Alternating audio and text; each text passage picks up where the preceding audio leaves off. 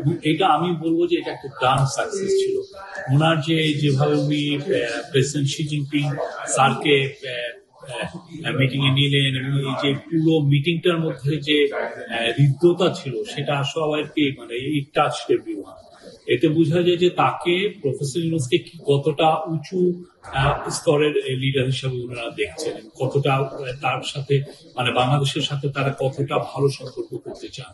তো প্রফেসর ইউনূস তার বক্তব্যে চায়নার সাথে বাংলাদেশের যে হিস্টোরিক্যাল যে কানেকশন সেগুলো বলেছেন। এবছর যে আমাদের সাথে চায়নার যে ডিপ্লোম্যাটিক রিলেশনশিপের 50 বছর পূর্তি উপলক্ষে সেটা বলেছেন। এবং চায়নার সাথে আমাদের যে সমস্ত ইস্যুগুলো আছে, যেগুলো বিষয়ে আমরা চায়নার সত্যিকার অর্থে সাপোর্ট চাচ্ছি, সেই বিষয়গুলো উনি বলেছেন।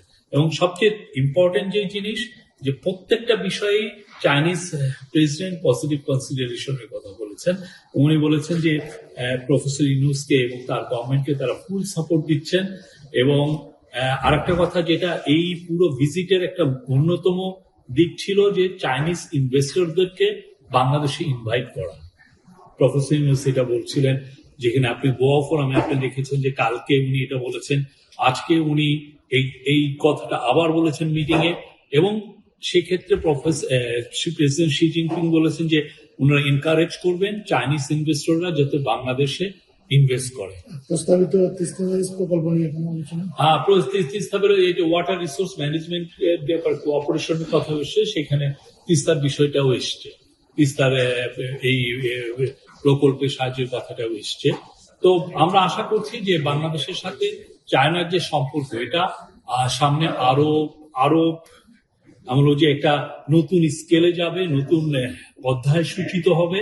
এবং আমরা মনে করি চাইনিজ ইনভেস্টররা যদি বাংলাদেশে বড় অর্থে প্রচুর ইনভেস্ট করেন, যেমন বাংলাদেশ কিন্তু 2016 সালের থেকে আমরা বলে আসছিলাম যে চাইনিজদের জন্য একটা প্রাইভেট ওদের জন্য একটা চাইনিজ ইকোনমিক জোন করা হবে, যেটা কাজ কিন্তু এগোয় নেই।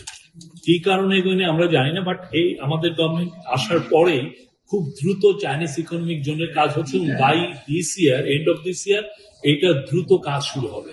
এবং সেইটার আলোকে প্রচুর ইনভেস্টররা তাদের ইনভেস্টমেন্ট শো করেছেন।